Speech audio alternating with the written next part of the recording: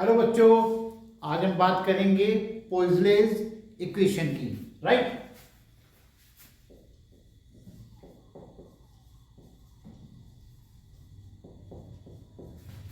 पोइजलेस formula बोल देते हैं इसको, पोइजलेस इक्वेशन बोल दीजिए या फॉर्मूला बोल दीजिए इसको आप, पोइजलेस फॉर्मूला। राइट, ये हमने एक ट्यूब ली, इसका मैं एरर फंक्शन भी आपको दिखा देता हूं यहां पे। ये इसका एरर फंक्शन दिखा दिया। ये हमने ट्यूब ली है, तो पॉइजनेस फॉर्मूला हमें बताएगा कि कैसे इस ट्यूब के थ्रू रेट ऑफ फ्लो हम कैसे निकालते हैं। Rate of flow through the narrow horizontal tube, rate of flow of liquid through narrow horizontal tube, narrow horizontal tube, ठीक है ना। यानी कि रेट ऑफ फ्लो का क्या मतलब हो गया, rate of flow of liquid का मतलब हो गया volume of liquid flowing per second. इसका यहां मतलब है, यहां मैं नोट कर देता हूं, volume of liquid flowing per second, flowing per second, यानी कि किसी भी सेक्शन से एक सेकंड में कितना वॉल्यूम फ्लो कर जाएगा, या यहां से एक सेकंड में कितना वॉल्यूम लिक्विड का बाहर निकलेगा। ओके, तो ये मैंने जो आपको ट्यूब दिखाई है इसमें बोला है नैरो हॉरिजॉन्टल ट्यूब, ठीक है ना। तो हम देखेंगे कि रेट ऑफ फ्लो, जिसको यहां हम V से डिनोट कर देंगे। ओके, V का मतलब रेट ऑफ फ्लो या volume of liquid flowing per second. Okay, तो रेट ऑफ फ्लो किन किन बातों पर डिपेंड करता है, सबसे पहले हम ये देखते हैं। रेट ऑफ फ्लो डिपेंड करेगा प्रेशर डिफरेंस, ये है प्रेशर डिफरेंस। देखिए बेसिकली क्या है, ये ट्यूब है जो L लेंथ की मैंने ट्यूब ली है यहां पर, ठीक है ना, और इसकी रेडियस ली है R radius of tube. Clear. तो अब आप ये देखिएगा कि अगर यहां पे प्रेशर हम मान के चले P1 है और लिक्विड मूव कर रहा है और यहां पर प्रेशर रह जाता है P2, ठीक है। जाहिर सी बात है लिक्विड जो इसमें मूव करेगा इसी प्रेशर डिफरेंस की वजह से मूव करेगा, यानी P1 माइनस P2, यहां पे P जो है that is P1 minus P2। इस प्रेशर डिफरेंस की वजह से ये प्रेशर फोर्स लगाएगा विस्कस फोर्स को, जो विस्कस फोर्स होगा उसको ओवरकम करने के लिए ये प्रेशर काम करेगा और लिक्विड आगे बढ़ेगा। तो यहां प्रेशर का मतलब प्रेशर, ये जो प्रेशर डिफरेंस का मतलब है P1 माइनस P2। ओके, तो जाहिर सी बात है जितना ज्यादा प्रेशर लगेगा प्रेशर डिफरेंस होगा, ये अपने आप समझ में आने वाली बात है कि जितना ज्यादा प्रेशर डिफरेंस होगा उतना ही rate of flow of liquid ज्यादा होगा। राइट, उसके बाद P डिपेंड करता है R के ऊपर। देखिए यहां पे अगर इसकी रेडियस ज्यादा हुई यानी चौड़ाई बढ़ गई, तो जाहिर सी बात है पर सेकेंड ये ज्यादा वॉल्यूम जो है बाहर निकालेगा या फ्लो कराएगा।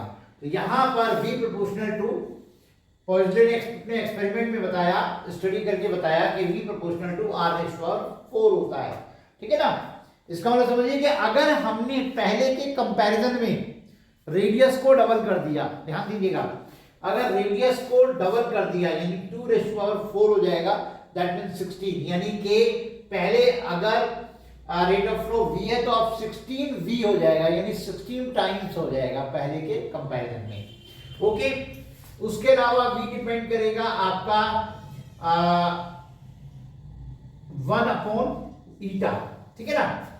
दैट मीन्स विस्कोसिटी जितनी ज्यादा होगी उतना ही फ्लो कम होगा। जाहिर सी बात है विस्कोसिटी यहां पर लिक्विड की, अगर हम वाटर के कंपैरिजन में मिल्क ले लें, मिल्क के कंपैरिजन में हम जो है हनी ले लें, तो यहां पर जितनी विस्कोसिटी बढ़ जाएगी पर सेकंड उतना ही वॉल्यूम कम बाहर आएगा। तो ये ईटा के इनवर्सली प्रोपोर्शनल है कोएफिशिएंट ऑफ विस्कोसिटी, राइट। उसके अलावा V प्रोपोर्शनल टू 1/L, जितनी ज्यादा लेंथ होगी इसकी, यानी उसमें से निकल करके जो लिक्विड जाएगा, तो अगर लेंथ ज्यादा होगी तो यहां रेट ऑफ फ्लो यहां पर कम हो जाएगा। ओके, तो यहां पर इन सब चीजों को अगर हम कंबाइन करते हैं, देखिएगा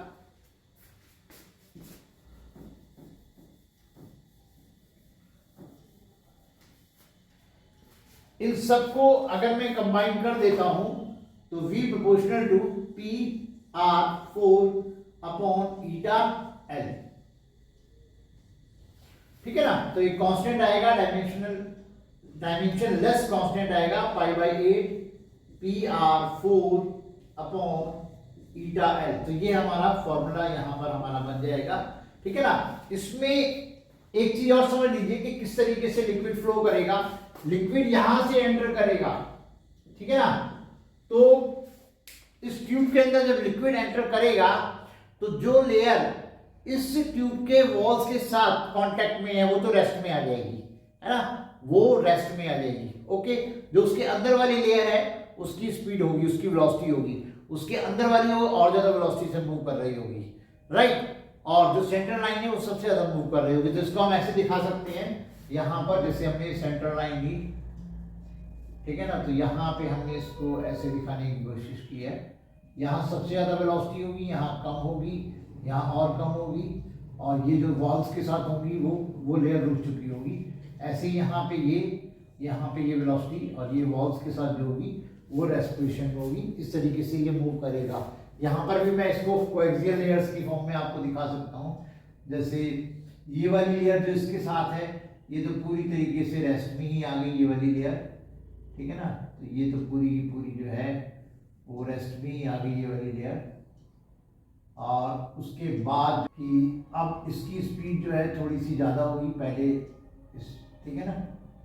तो ये देखिएगा, अब उसके अंदर वाली जो लेयर होगी उसकी स्पीड उसके कंपैरिजन में और ज़्यादा हो जाएगी। इस तरीके से ये जो है, ये देखिएगा ऐसे करके, और इस तरीके से जो है, तो ये अंदर वाली जो लेयर होगी यहाँ पे जो होगी, जो अंदर वाली लाइन होगी, ठीक है ना। इसमें आप और भी दिखा सकते हो, ऐसे कोएक्सियल फॉर्म में जो है लेयर्स आप दिखा सकते हो। तो अंदर जो है ये सबसे ज़्यादा स्पीड इसकी होगी, राइट। तो यहाँ पे हम इस फॉर्मूले की हेल्प से V = π/8 PR4/ηL की हेल्प से हम volume of liquid flowing per second, यानी rate of flow of liquid calculate कर सकते हैं। और आगे मैं डायमेंशनल मेथड की हेल्प से इसको प्रूफ करके दिखाऊंगा। आप इस फॉर्मूले को V = π/8 PR4/ηL,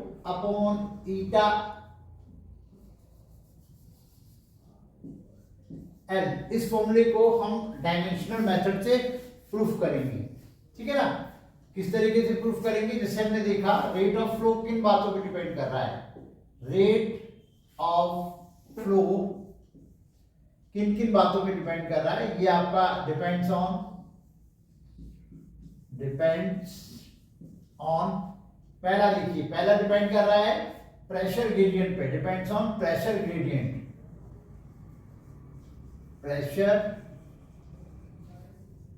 ग्रेडियंट, यानी कि P/L के पर डिपेंड कर रहा है, राइट।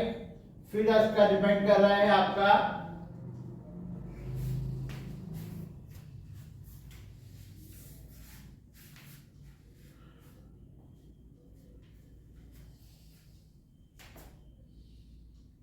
रेडियस ऑफ ट्यूब पर डिपेंड कर रहा है। और फिर आपका डिपेंड कर रहा है थर्ड, कोएफिशिएंट ऑफ विस्कोसिटी पे, coefficient of viscosity of liquid, right, ठीक है ना। तो इसको हम लिख सकते हैं यहाँ पे V = P/L पावर A, और ये आपका R पावर B और ईटा पावर C। तो V = K P/L power A, R power B, eta power C. ठीक है ना। Here k is dimensionless constant. Here k is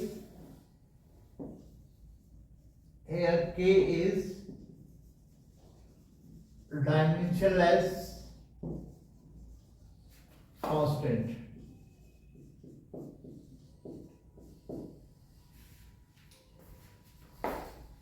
अब देखिएगा, yes, and ABC are dimensions of V. Okay, here ABC लिख देता हूं मैं इसको भी। Here A, B and C are dimensions of V in terms of pressure gradient R and eta. तो taking dimensions on both sides, सबके हम dimension अलग अलग निकाल लेते हैं। जैसे V के लिए हमारे पास हो गया L cube T minus 1, right. और प्रेशर ग्रेडियंट की हम निकाल लेते हैं, प्रेशर ग्रेडियंट की P अपॉन L। ये आपका प्रेशर आपका हो जाएगा ml minus 1 T minus 2 upon L। तो ये आपका बन जाता है NL माइनस 2 T माइनस 2। ये प्रेशर ग्रेडियंट के लिए निकाल लिया हमने। और R के लिए हमारा हो गया आपका L, और ईटा के लिए हमारा बन जाता है ml माइनस 1 T माइनस 1। तो सारी इन वैल्यूज को हम फर्स्ट में रख देते हैं। तो फर्स्ट जो है ये फर्स्ट आपका आ जाएगा, फर्स्ट बिकम्स, ये आपका हो जाएगा L क्यूब T माइनस 1। इसमें m नहीं है तो m 0 कर लेते हैं, राइट। और ये आपका प्रेशर ग्रेडियंट का आपका हो गया ml माइनस 2 T माइनस 2। ये पावर आपका A हो गया। और इधर रेडियस के लिए L, ये पावर B हुआ। और ये आपका ml माइनस 1 T माइनस 1, ये पावर C हो गया। ओके, तो चलिए एक साथ लिख लेते हैं m की पावर को। ये आपका m हो गया पावर A और ये पावर C, ये A प्लस C हो गया। और L में ये हो गया आपका माइनस 2A प्लस B और माइनस C। और T आपका हो जाएगा माइनस 2A माइनस C। और इधर हमारे पास हो जाएगा m0 L3 T minus 1। Okay, तो दोनों तरफ कंपेयर कर दीजिए। ऑन कंपेयरिंग, ऑन कंपेयरिंग, दोनों तरफ कंपेयर करने पे आप देखिए A प्लस सी आपका आ गया 0 और minus 2A plus B minus C equal to आपका आ गया 3, minus 2A minus C equal to आपका आ गया माइनस 1। ओके, चलिए इनको सॉल्व कर लेते हैं। सॉल्व करने पे आप देख रहे हो, इनको सॉल्व करेंगे तो अगर इन दोनों इक्वेशंस को ऐड करेंगे तो c से c खत्म हो जाएगा। और ये आपका minus a equal to minus 1, तो a इजिकल टू 1 आ गया। a को वापस यहाँ पुट करेंगे तो c इजिकल टू माइनस 1 आ गया। ओके, और a को यहाँ रखेंगे तो माइनस 2 और ये आपका जो है प्लस 1, राइट। तो -2 + 1 -1, तो b इक्वल टू यहाँ पर आपका 4 आ गया। ठीक है, ये वैल्यूज आपकी आ गई सॉल्व करने पर। और इन सब वैल्यूज को इक्वेशन नंबर फर्स्ट में पुट कर दीजिए। Put all these values, put all these values in equation number first. तो ये आपके पास हो जाएगा v is equal to k p upon L power 1 r power 4 and eta power -1।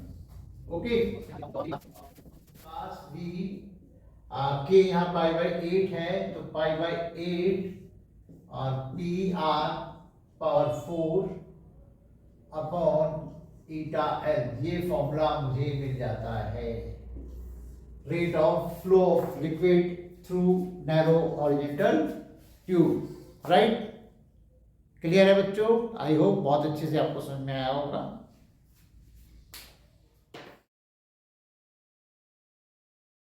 एक न्यूमेरिकल मैं ले रहा हूं, आपकी स्क्रीन पर भी ये न्यूमेरिकल आपको दिखाई दे रहा है। देखिए, a liquid flows through a pipe of 1 millimetre. तो यहां पे जो रेडियस दिखाई हुई है वो है 1 मिलीमीटर, यानी कि ये बन गया 0.1 सेंटीमीटर, और इसकी लेंथ आपको दी हुई है 10 सेंटीमीटर। 10 सेंटीमीटर इसकी लेंथ दी हुई है, ठीक है ना। इनको आप जो है ठीक है सब चीजें में ले लीजिए। अच्छा, प्रेशर आपको दिया हुआ है, प्रेशर आपको दिया हुआ है बच्चे 10⁴ dyne per centimetre square, dyne per centimetre square, ठीक है ना। और calculate the rate of flow, V आपसे पूछा है, volume of liquid flowing per second आपसे पूछा गया है, और साथ में स्पीड भी पूछी गई है, यानी ये rate of flow of liquid, यहाँ पे स्मॉल वी से मैं लिख देता हूँ, ये स्पीड है आपकी, स्पीड भी आपसे पूछी गई है कितनी होगी। और कोफिशिएंट ऑफ विस्कोसिटी आपको दी हुई है ईटा, दैट इज 1.25 सेंटीपॉइज, यानी कि 100 से डिवाइड कर दीजिए तो 0.0125 ये आपका पॉइज बन गया। ओके, तो आपने सबसे पहले तो फ्लो ही निकालना है, तो उसके लिए आप करेंगे rate of flow of liquid, rate of flow